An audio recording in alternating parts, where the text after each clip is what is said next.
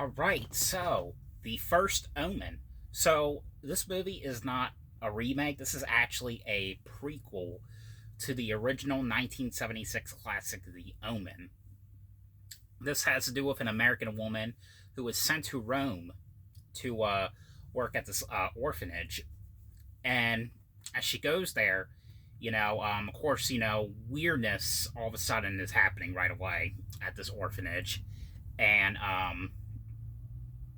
she's dealing with this girl who's like, I don't know, like 13, 15, maybe, who is a little bit weird. And that's basically what it is. It's her going to the school, and weird stuff starts happening. It's technically a prequel to The Omen, which I don't really want to say too much when it comes to this movie, because I don't want to ruin everything else that happens like in the other movies. But when it comes to this one, um, I was actually surprised with the reviews. First of all, it was actually getting a lot of positive reviews. I was very surprised with that. I kind of was expecting a lot of negative reviews when it came to this one. To me, what did I think about it? It's definitely not perfect, but it's worth watching. What I do like about this one is there's some cool references to the original one. I don't want to give away what the references were, but there were some cool references there here and there when it comes to this one. Of course, if you haven't seen the original movie, that was basically about a little boy named Damien who was the Antichrist, who was basically the son of God, or no, I'm sorry, the son of Satan. And, when he was basically having all this weird stuff happening. When it came to the original one, I thought the original one, to me, I thought it was all right. I liked the remake a little bit better though.